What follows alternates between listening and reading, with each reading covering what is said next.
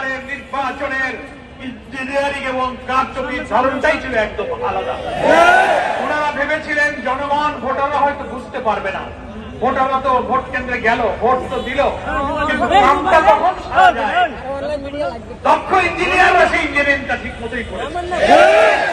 তা না হলে একটি জবাব আছে যে রাত 9:30-10টা পর্যন্ত সারা দেশ থেকে ফলাফল আসতে থাকলো।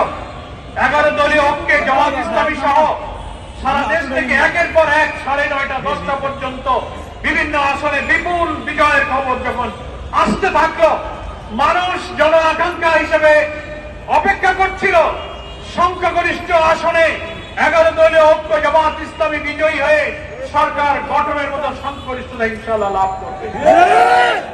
সেখানেই রাত 10টার দিকে 9:30-10টার দিকে নির্বাচনী ফলাফল ঘোষণা সব সম্প্রচার বন্ধ করে দেওয়া হলো। বন্ধ করা হলো কেন? দীর্ঘ সময় বন্ধ করে দিয়ে এর মাঝখানে কি ইঞ্জিনিয়ারিং, কি রহস্য তৈরি করা হয়েছে, আর জামাত ইসলামী 11 দলীয় ঐক্যের বিজয়ের খবর আর আসে না। সব অল্প অল্প ভোটের ব্যবধানে তাদেরকে পরাজিত দেখানো হতে লাগলো। এটা বড় ইঞ্জিনিয়ারিং।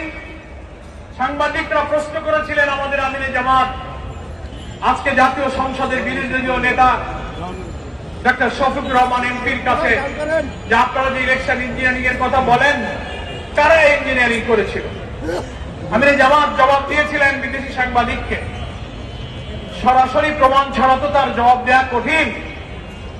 তবে অতীতে দেখা যায় যারা এই অপরাধ করে, যারা কারচুপি ইঞ্জিনিয়ারিং এ জড়িত থাকে, কোনো না কোনো ভাবে ওই যে আমি কলা খাইনি একটা গল্প আছে না, তাদের মুখ থেকেই একসময় বেরিয়ে যাবে। এটা আমিরে জামাত কিছুদিন আগে বলেছেন, শুনেছেন আপনারা? আলহামদুলিল্লাহ একজন রাজসাক্ষীর বক্তব্যে সোশ্যাল মিডিয়াতে এসে গেছে। জামাত ইসলামীকে শুধু দায়ী করলে হবে না, সব জনগণ আপনার বক্তব্যে। রিজওয়ানা হাসান, সম্মানের সাথে আপনাকে বলতে চাই, আপনি কি সাবেক অন্তর্বর্তীকালীন সরকারের উপদেষ্টা ছিলেন, আপনি আপনার বক্তব্যের অডিওটা, ভিডিওটা আপনি বারবার দেখুন। আপনি কি বলেছেন?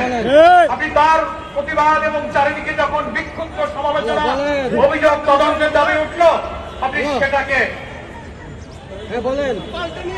ব্যাখ্যা দেওয়ার চেষ্টা করেছেন সোশ্যাল মিডিয়াতে যে না, আমি এটা কোন রাজনৈতিক দলকে মিন করিনি, আমি উগ্রবাদদেরকে মিন করি। আপনার কথাই আপনি আবার ধরা পড়ে যাচ্ছেন। আপনি আবার সাংবাদিকের প্রশ্নের জবাবে প্রশ্ন করা হচ্ছে নারী অধিকার, নারীর ক্ষমতা, নারীর মর্যাদার প্রশ্নে যখন আপনি উত্তর দিচ্ছেন, সাংবাদিক বলছে তাদের একটা অংশ তো বিরোধী দলে আছে। বিরোধী দল শব্দটা উনি উল্লেখ করেছেন। আপনি বলছেন বিরোধী দলে যদি তারা থেকেও থাকে তাদেরকে আমরা মেইন স্ট্রিমে আসতে দেই। What do you mean by this type of comment? বিরোধী দল তো আর উগ্রবাদীদের মধ্যে নাই, কি বলেন? কোন উগ্রবাদী চরমপন্থীরা পার্লামেন্টে নাই।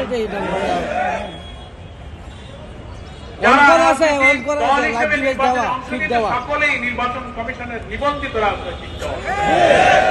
ইসলাম কোন উগ্রবাদ, কোন চরমপন্থাকে সমর্থন করে না। আপনি সাক্ষাৎকারে মিন করতে চেয়েছেন ইসলামী রাজনীতি যারা করে, নারীর ক্ষমতায়ন, মর্যাদার ব্যাপারে আপনি তাদেরকে দোষী করতে চেয়েছেন যে তারা সে অধিকার চায় না। না, বরং আপনারা নারীবাদী হওয়ার দাবি করে যা বলেন তার চেয়ে হাজারো লক্ষ গুণ নারীর মর্যাদা ইসলাম দিয়েছে। জামাত ইসলামী সহ ইসলামী দল, ব্যক্তিত্ব, স্কলার, মহান আল্লাহ তাআলা কোরআন মাজিদে আমাদের নারীদের যে অধিকার এবং সম্মানের কথা বলেছেন, প্রিয় নবী মুহাম্মদ মুস্তাফা সাল্লাল্লাহু আলাইহি ওয়াসাল্লাম হাদিস শরীফের মধ্যে বিদায় হজের ঐতিহাসিক ভাষণে নারীদের যে মর্যাদার কথা বলেছেন, আপনাদের কোন সিডও, কোন আন্তর্জাতিক সংস্থা আমাদের মায়েদের এই মর্যাদা, আপনাদের কোন দর্শন, কোন তত্ত্ব, কোন সংস্থা তা নিশ্চিত করতে পারেনি।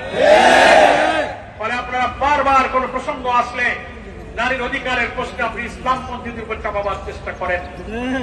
আপনার এই ভুল প্রচেষ্টা, এই অপরিণামদর্শী প্রচেষ্টা থেকে আপনাকে আমরা বিরত থাকতে অনুরোধ করছি।